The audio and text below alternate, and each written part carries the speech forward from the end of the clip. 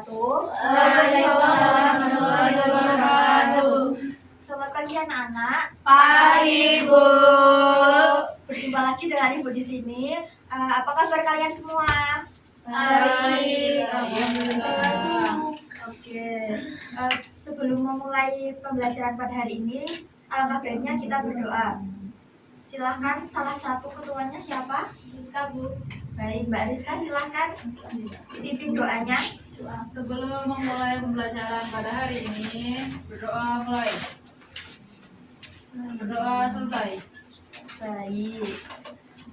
Sekarang Ibu akan mempresentasi kalian ya.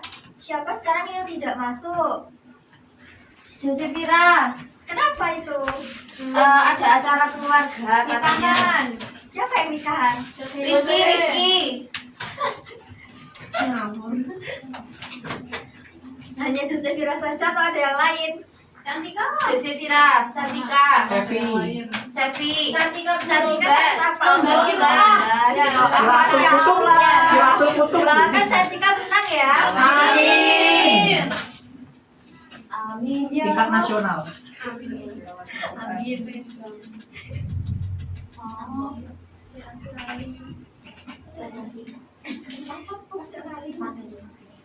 Nah, untuk pembelajaran pada hari ini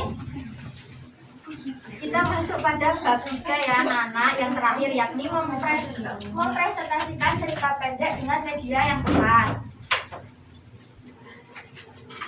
Pada minggu kemarin kalian sudah disuruh untuk membuat video slow motion, iya atau tidak? Stop motion.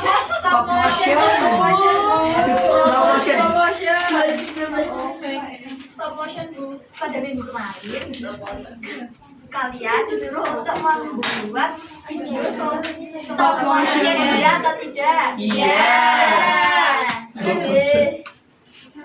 Nah, kan kemarin dibagi ada 3 kelompok ya. Hari ini kita akan mempresentasikannya. Hari ini yang mempresentasikannya perwakilan saja. Ibu akan menayangkan semua video yang telah dibikin oleh kelompok-kelompok.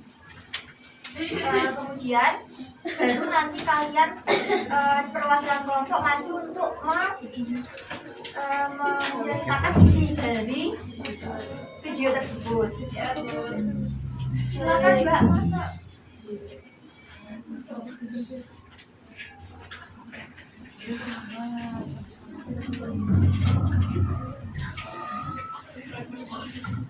Sekarang dari kelompok pertama dulu ya.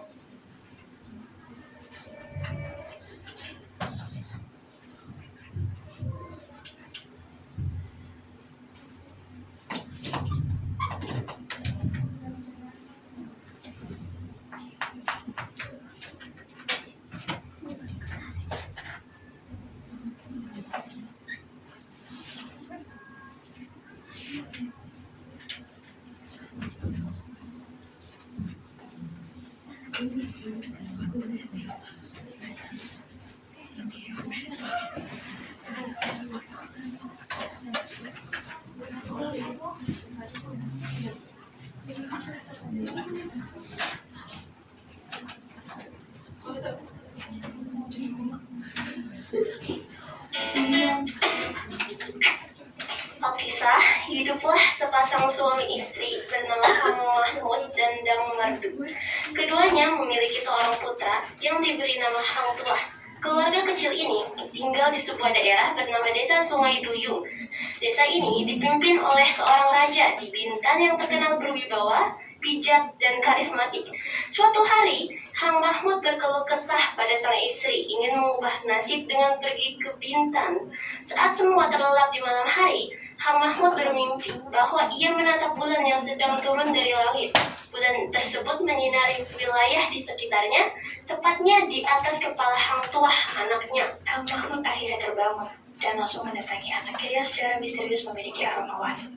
Keesokan paginya, ia mengadakan haji selamatan dalam rangka berdoa untuk mimpinya semalam.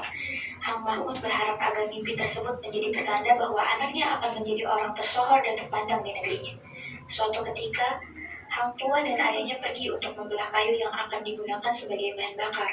Namun, secara misterius, datanglah sekawanan pemberontak. Seluruh masyarakat yang melihatnya langsung kabur, kecuali Hang tua. Para pemberontak berupaya untuk membunuhnya. Namun, justru mereka yang tewas karena dipukul kapal.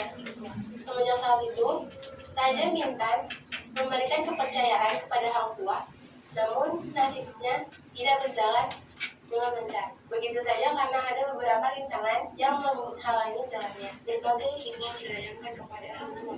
Para pemuda mengatakan bahwa Hang tua bagian dari pemberontak yang sesungguhnya. Mereka berupaya untuk menghasut Raja Bintan agar bersegera menayangkan Hang tua. Namun, Hang tua senantiasa memperoleh perlindungan dari Tuhan sehingga percobaan pembunuhan itu selalu gagal. Hang tua akhirnya lebih memilih untuk mengasingkan diri. Oke, ini buat kelompok pertama ya, yang kemudian kelompok kedua.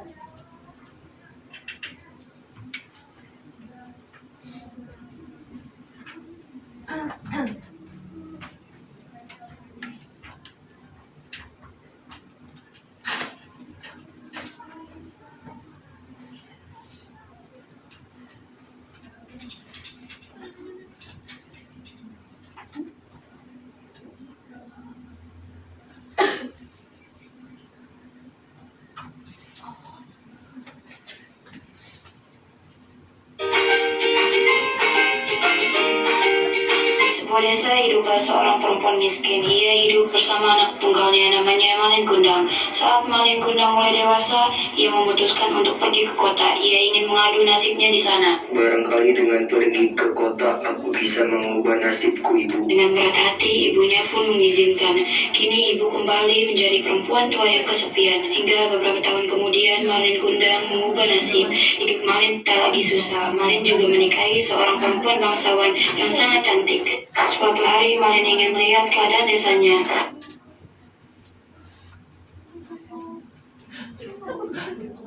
Malin, kau pulang, Nak. Malin mengenali ibunya, namun ia malu mengakui orang tuanya yang berpakaian lusuh. Aku bilang ibumu sudah meninggal. Apa benar orang tuamu ini adalah ibumu? Bukan ibuku, ia pengemis yang mengaku-ngaku sebagai ibuku. Sungguh sangat sakit hati ibunya mendengar perkataan Malin. Ibunya lalu mengutuk Malin. Ibu sungguh sekeras batu, Malin. Maka kau aku kutuk menjadi batu. Kau anak yang durhaka. Dan ditakutkan ketika hujan turun lebat dan petir menyambar, hidup pula Malin berubah menjadi batu. Sekarang yang ketiga.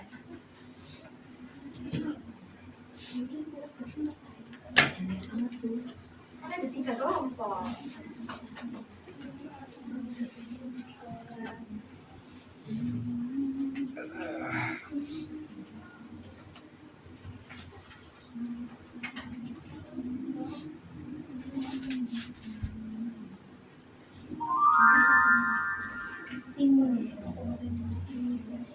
Di suatu desa tinggallah Mbok Srini yang merupakan seorang janda sebatang kara yang setiap hari selalu berdoa untuk dikaruniai anak.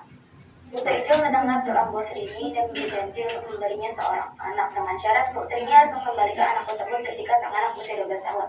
Mbok Srini pun setuju dan sang Buto Ijo memberi dia benih untuk ditanam. Dari benih tersebut tumbuhlah sebuah pohon mentimun. Timun pun matang. Mbok Srini langsung membuka timun tersebut dan alangkah terkejutnya dia ketika melihat seorang bayi di dalam. Bayi itu diberi nama Timun Emas. 12 tahun berlalu, Timun Emas menjadi gadis cantik dan berbakti kepada Mbok Srini. Suatu hari, Timun Emas tidak sengaja melihat Mbok Srini sedang berbicara di luar rumah dengan seorang raksasa.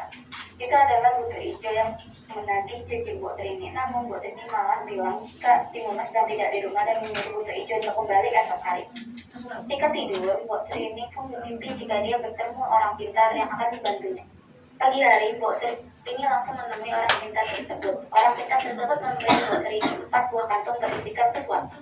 Langsung saja Mbok Srini memberikan kantung itu kepada Timun Emas. Buto Ijo datang dengan murka. Ia meminta Mbok Srini untuk menepati janji. Buto Ijo langsung mengejar Timun Emas yang berlari kabur. Timun Emas melempar biji mentimun dari kantung pertama dan Buto Ijo pun terlilit oleh akar tumbuhan tersebut. Buto Ijo melepaskan diri. Timun Emas melemparkan jarum dari kantung kedua. Maka tumbuhlah pohon-pohon bambu yang merangkap Buto Ijo. Foto hijau semakin murka karena perlakuan yang ia terima dari tim Humas. Foto hijau semakin mendekat, tim Humas melemparkan garam dari kantong ketiga dan muncullah sebuah lautan. Terakhir, tim Humas pun melemparkan terasi dari kantong 4 yang membuat foto hijau tenggelam dalam lava berapi. Foto hijau hilang tenggelam dalam lava berapi. Buat Rini dan tim Humas pun hidup bahagia selamanya. Oke, itu dari ketiga kelompok. Kemudian perwakilan dari kelompok 1, kelompok 2, dan kelompok 3 silakan sekarang maju ke depan untuk mempresentasikan apa sih isi dari cerita video kalian yang buat tersebut.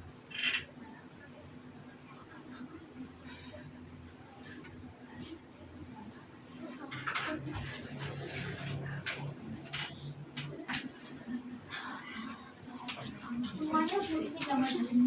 Iya, semuanya langsung.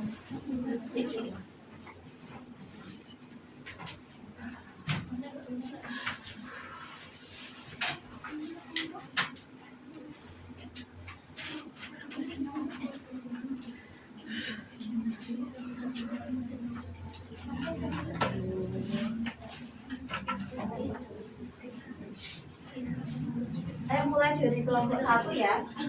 Untuk yang kelompok 1, judulnya adalah Hang Tuah. Nilai-nilai moral dalam Perkenalkan namanya dulu ya.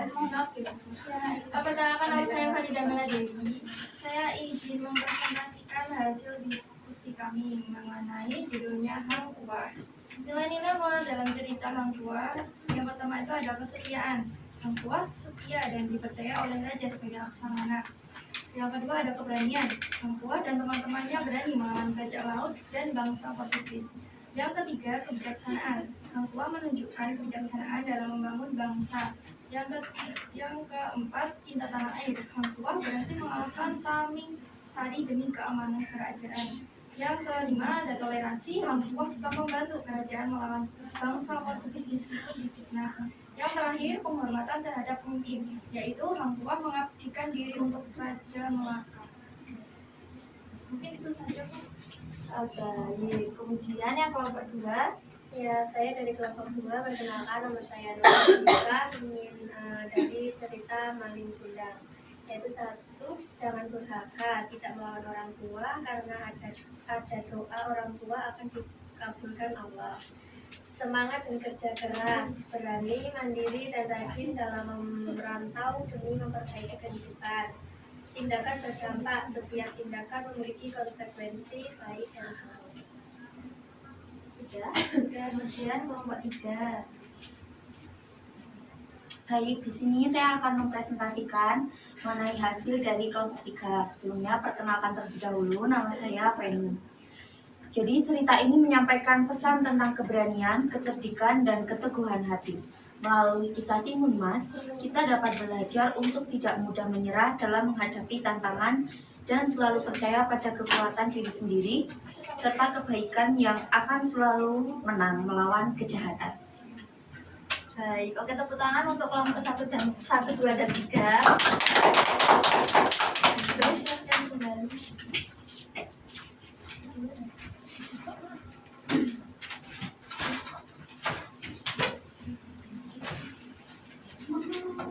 Nah, kemudian dengan adanya pembelajaran ini, Ibu berharap kalian bisa untuk mengembangkan gaya komunikasi digital serta kemauan untuk menerapkan teknologi yang baru. Jadi ketika presentasi tidak hanya melalui PowerPoint dan sebagainya, tetapi bisa menggunakan stop motion seperti yang ditayangkan. Kemudian ya, karena ini hanya materi ini hanya mempresentasikan, bentar yang mana.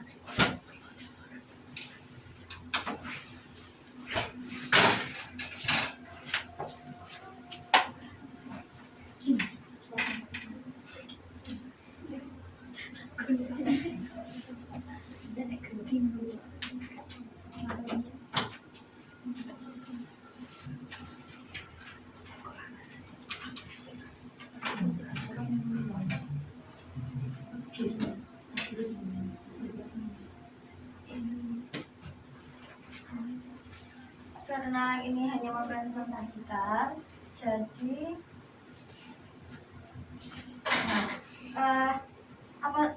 kalian apa yang bisa kalian ambil, apa simpulan yang bisa kalian ambil dari materi yang barusan ini? Ada yang bisa untuk menjawab?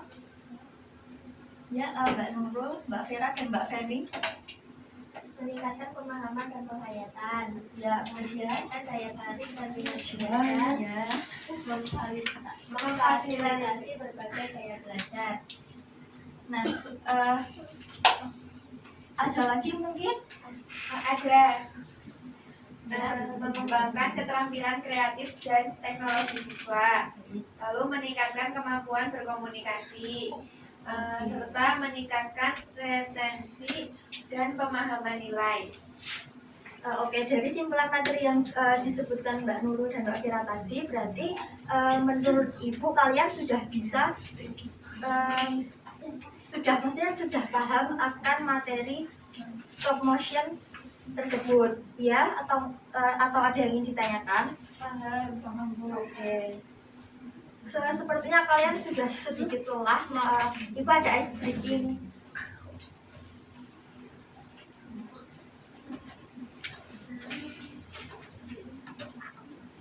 Ayo semua berdiri dulu ya.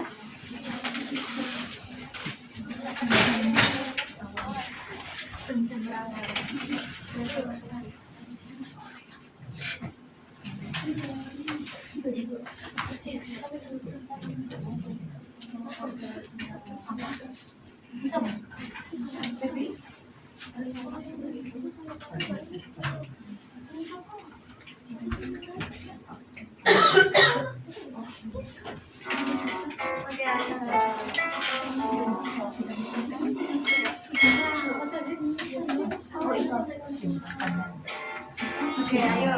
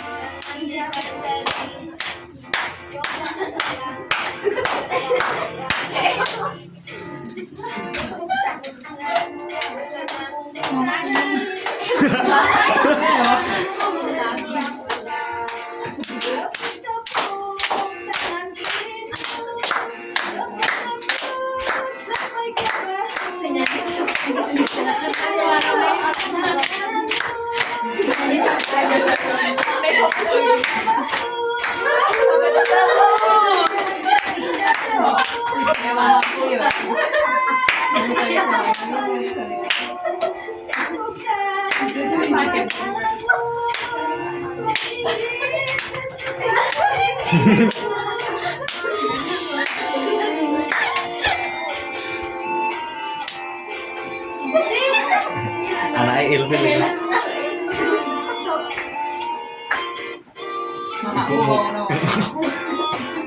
Ilfil orang.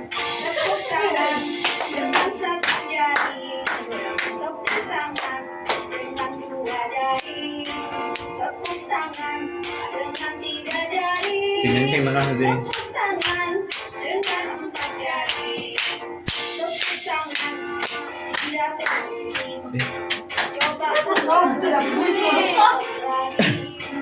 Iya, asik.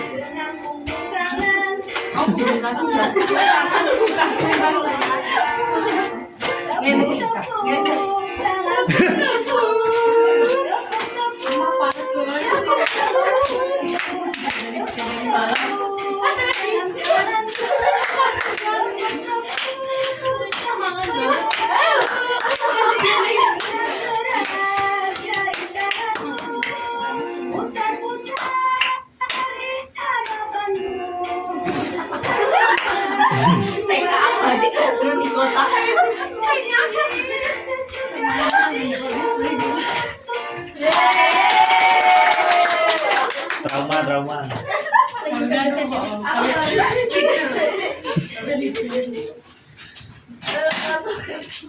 Oke, kita sudah jadi penghujung materi. Untuk pembelajaran minggu depan, kita akan mempelajari teks negosiasi. Nah, Ibu akan memberikan kalian tugas ya, tugas individu, yakni kalian mencari pengertian dari teks negosiasi. Nah, kemudian kan di buku yang buku LKS yang Ibu berikan itu ada sebuah bacaan. Kemudian kalian cari, kemudian kalian simaklah teks tersebut dengan cara menyimak yang kritis. Nah, itu saja. Untuk selanjutnya akan diberitahukan pada minggu yang besok. Cukup sekian dari Ibu. Wassalamualaikum warahmatullahi wabarakatuh. Waalaikumsalam warahmatullahi wabarakatuh. Terima kasih Bu. Misi apa? Misi apa?